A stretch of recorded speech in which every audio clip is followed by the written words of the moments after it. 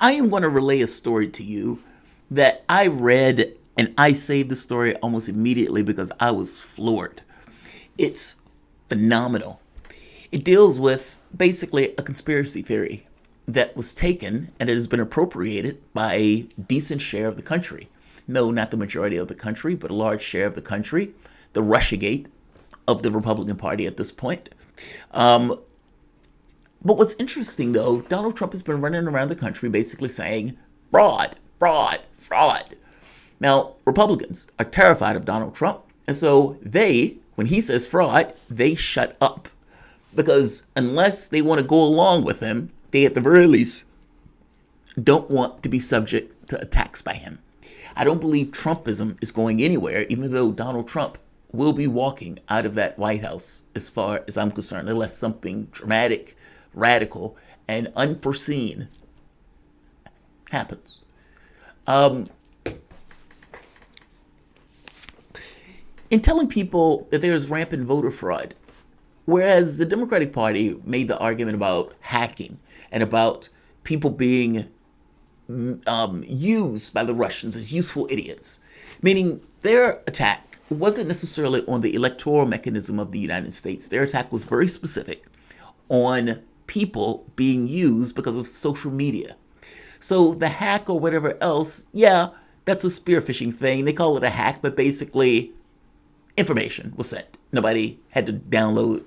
It was a download. It was a leak, not necessarily a hack, even though the email thing is a little bit different. But I guess the point I'm trying to make here is the terminology, hack. Well, that's not the elections. And the notion of, well, information was used in social media. This was changing opinions to get people's mind in a direction that wasn't necessarily in line with the Democratic Party, or for that matter, supposedly American interests. But that doesn't touch the electoral system. I want to make the point that that's different. The electoral system was spared in that criticism. The electoral system was considered sacred. Hillary Clinton, if you remember, in Wisconsin, did not jostle it at all. She allowed Jill Stein to do it. She wouldn't touch it. The Democratic Party believes fervently, and I would even go so far as to say traditional Republicans have this notion of, at the very least, believing in leaving the electoral system to its devices. Because I think what they understand, even though they allow it to be gamed, even though they allow non-transparency, it's an understood idea that the idea of a sovereign is not something they want to jostle with. Under normal circumstances, when somebody loses an election, they go out, they write a concession speech, they shake the man's hand, and they leave. That is an important process, every bit as much as the winner, and I can even make an argument that is even more important than the winner. When the loser loses, he has a contingent of supporters that are out there that are against the other tribe. Well, you need those supporters to at the very least sublimate themselves to the larger authority that this person has basically won. The authority is not given by God. It's not given by magic. It's not given by bloodline. It's basically given by the vote, meaning supposedly the population itself confers legitimacy upon the person because they choose that guy over somebody else. Now, the problem in our elections is that they aren't transparent. We have to accept that the verdict is what the verdict is, as opposed to being able to know. There's a difference in those things. Media would assert, but it's a difference than knowing. We could fix our electoral system if we wanted to. We could make it more fair. We could assure each and every American had the ability to vote, that if you needed an ID, that each and every person had the ID. I mean, we can ensure our electoral process is open. We can have paper ballots if you needed a paper ballots. We can have the transparency where we can watch the hand count. We can have the systems in place where we can get the recount. And it's not just the recount of whatever the machine spit out. I'm saying we can do those things. We choose not to do those things. We can ensure that we don't have 5-6 hour lines. We don't do that. We allow our electoral system to some degree to be gamed and to be opaque. Both parties accept it. It's weird. But beyond the point that both parties accept it, they never attack it. They never attack it. Republicans may say voter fraud, but again, that's not having to do with electoral malfeasance. Meaning that's not a machine spitting out a lie. That's not a tally coming out wrong. That's not somebody doing something intentional to change the vote tally. That's a voter who is basically saying, I'm going to vote for more people. That's the most that many of the Republicans would do, jostle that. Donald Trump didn't deal with basically the small parts of this. He went and basically said this election was rigged. I was cheated and I am not going to concede. Now the problem with this is if your supporters actually believe you, just like Russiagate, you've had a Democratic Party know they didn't necessarily have evidence of it. Yes, it was basically an operation document. Did that stop Democrats from entirely believing everything that was in the Mueller, not the Mueller report, the Steele dossier? No, it did not stop them from believing it. They believed it because it was in their interest to believe it. Their paradigm of the world couldn't explain why Hillary Clinton lost that race. And not just couldn't explain why they lost that race. It was kind of like Republicans calling Obama a Muslim. It was just, comes out, Russians, Moscow Mitch. Those derogatory terms that are completely and entirely untethered to reality. It's like calling Obama a Kenyan. They say it. Just comes out of them. It's the weirdest thing in the world, this kind of tribal stuff. But Trump didn't deal with that. Trump went straight to the electoral system and says, Democrats cheated me. I was supposed to be president. I was supposed to win this. Biden got more votes than he was supposed to get. And then just start throwing out these claims of fraud without having the ability to back up these claims of fraud. Nicolas Maduro and the communists and Cuba working with governor of Georgia, Brian Kemp, conspired to take down Donald Trump. Say it again? Like, it's so out there. And so they're making these claims, and you have his supporters who drunk the bleach, who believe the stuff about the mask and hydrochloroquine, and who he says fraud, and the same motivated reasoning as Democrats. Run with it. Who needs evidence? Trump told me so, and it is in my best interest politically for me to believe it, every bit as much as Russiagate was for Democrats. So when the issue comes out about voter fraud, where's the evidence? There's the rub. Well, all of these court cases that has been going across the United States, well, yeah, Trump has been running some, but Trump wasn't the only one that was running some of the operations. You also have GOP, rich oligarchs, or people who are very rich, and people of means, who are tracking down leads.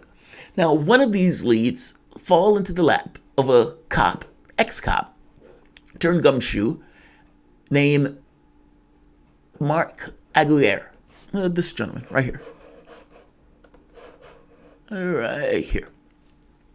Mark is probably going to be going to prison soon, and he's probably going to be going to prison for a very long time. Mark did something that was astonishing. Mark was paid $200,000, more than $200,000, to track down voter fraud. He was supposed to find the smoking gun and the smoking evidence, and Mark thought he found it. He called the cops. He was trying to get some help. And he tracked it down to a repairman. Mark watched the repairman for 4 days. Like a hawk, like an eagle, using his cop skills, cop abilities to watch this repairman. And finally, when Mark couldn't take it no more, when he was finally angry that the cops kept telling him to go home, when the cops kept telling him, dude, get a life and go home, leave us alone, cut that shit out, stop. Mark, confident that he found the smoking gun, confident that he found the missing ballots, the stolen ballots, the thing that was going to put Trump over the edge. He found it! Him! Mark! Ex-cop. Disgraced ex-cop. So what does he do? He does what any red-blooded cop would do. Ex-cop. That was fired in disgrace. He pulls the car over, runs it over, uses his van to run the guy's truck over. Gets out the truck. Freeze, motherfucker! His goons help steal his truck. And he holds the guy at gunpoint. Now, what's going wrong here? What's wrong with this picture? Think about what I've just told you. Trump, with all of the money that he's had at his disposal, with all of the lawyers that he has at his disposal, he has all of these billionaires, all of these Republicans, all of these people out there with all of this money, has the capacity to go through all these court cases. And none of this stuff is winning in court. This guy believes he's found the missing link and he's going to prove it. And the cops keep telling him go home. But that's okay because the cops are in on it. Just like the mainstream media, social media was in on it when they hid the Hunter Biden story. All of these people are in on it. I am going to crack this case open. He drives the truck off the road. First problem. Actually, before that, he kept the guy under surveillance for 4 days. 1. Ran the truck off the road. 2. Held the guy at gunpoint. 3. Stole the van. 4. Now, the only thing that can salvage the situation for Mark is if they found the ballots in the van. If Mark was right. If this repairman really did have something to do with the missing ballots and they were in his truck, and Mark, with a magnificent brand of detective work that would basically give an FU to all of those people who held him in disgrace at the force when he left. This will be his redemption. The fact that this guy is basically taking a mugshot right now gets across that the ballots were not in the van. The van was just a van. And the man that had under surveillance for those 4 days was just a man. He was just a repairman. He wasn't special from the context of repairman. He might have had special traits and attributes like everybody else has their own individual special traits and attributes. But to some degree, there's a sameness in the fact that there's a little bit of variance in each and every one of us. That guy wasn't any different than pretty much any other repairman. He's innocent. He was being followed by this weirdo. This weirdo got paid $200,000 to follow that man, to capture that man, to hold that man at gunpoint, to steal that man's van. The cops recovered the van later. Again, no ballots. Just a repairman. None of this was true. All of this was in his head. And fact of the matter is that repairman could have been killed if this would have went differently. And the fact that this is America, right? All of these people have guns, right? A large part of the population. If he would have pulled that man over there in Texas, that guy could have had a gun on him and he could have put a bullet in Mark's head, or Mark could have put a bullet in his. And all of this would have been brought because of a conspiracy theory. So yes, Mark is probably going to go to jail. There's a, something to 20-year sentence with all of these aggravated assault and whatnot that has taken place.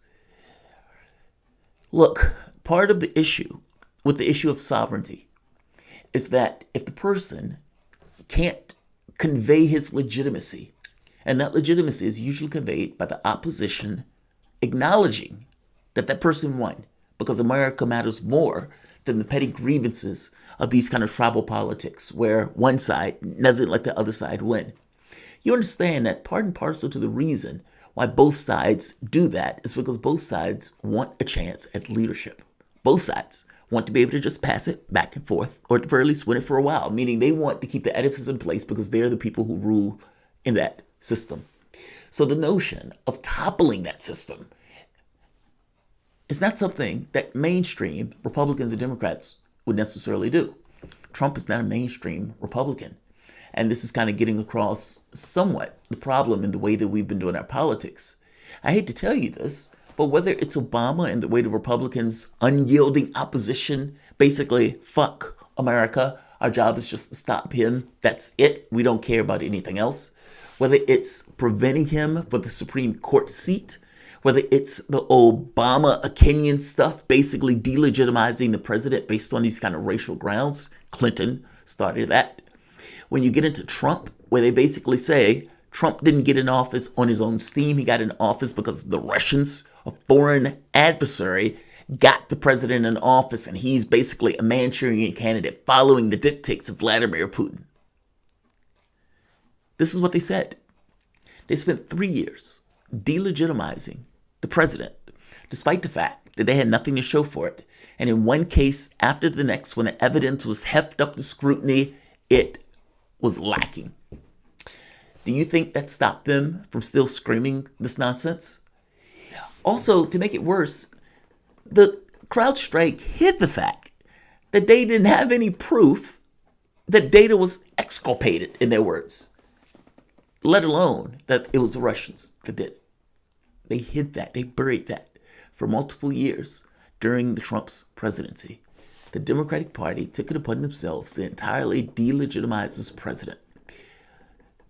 What does Trump do? He turns around, good for the goose, good for the gander, and at that point, escalates further. The question that America needs to ask is, where does this end? This is getting progressively worse. The conspiracy theories, the stuff that is thrown out there, where reality becomes that much more difficult to ascertain. And people like this, who are getting paid a lot of money to go and look and find things that may not exist, and putting people's lives in jeopardy in the process. I think, to some degree, this is indicative of a system in decline. And I know Joe Biden is thinking, the centrists are going to bring this back. The centrists were the problem. So, I understand lefties thinking they did him a favor, or did America a favor by putting Joe Biden in office. You did Joe Biden, nor did you do America any favors by not having any concessions, or getting any concessions, or having any demands at all of Joe Biden. You beseeched him, and when he got into office, he did what you'd expect him to do. He put in one creature after the next, in one position after the next, and basically burned each and every lefty that backed him.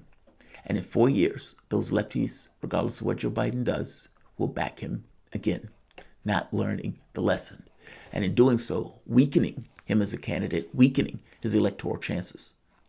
You realize if Joe Biden was bought to appropriate Medicare for all, that it is possible he would have taken the Senate and he would have taken seats in the House. People want the party to believe in something. 74% support Medicare for all.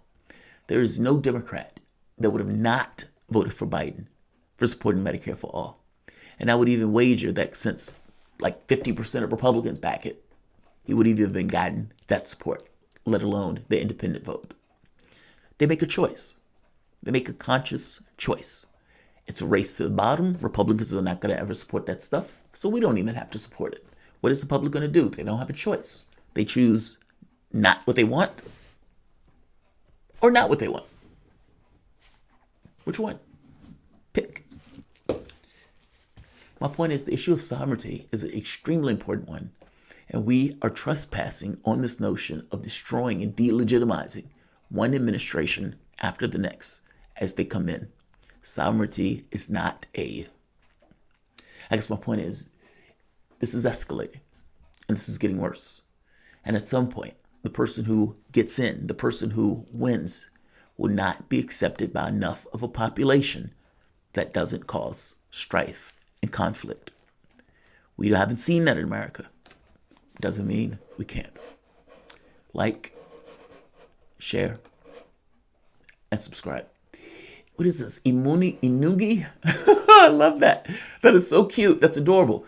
You guys can't see this, but it's a dancing bear. It's a dancing bear. Thank you, Inugi. I appreciate it. I think I'm pronouncing your name right. I apologize if I'm not. All right. So I am going, Mercedes Cow, believe in a nihilism, accept it and move on. Acceptance is hard, right? Acceptance is hard.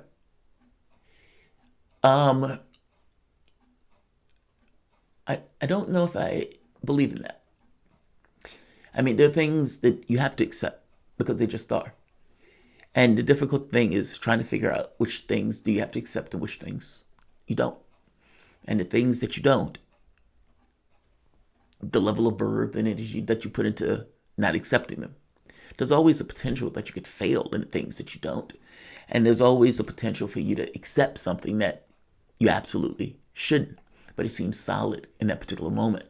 I don't think it's as straightforward as you accept it and you move on. I think there's more complexity into it, and honestly trying to discern what things do I accept. Am I a person that's ill, or am I a person that has an illness? There's a difference in those things.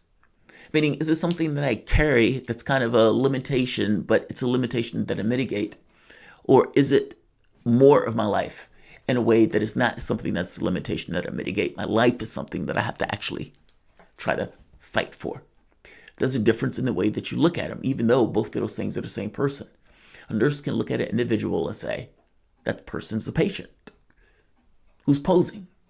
Meaning that person is taking exceptional risk with their life, that ill person.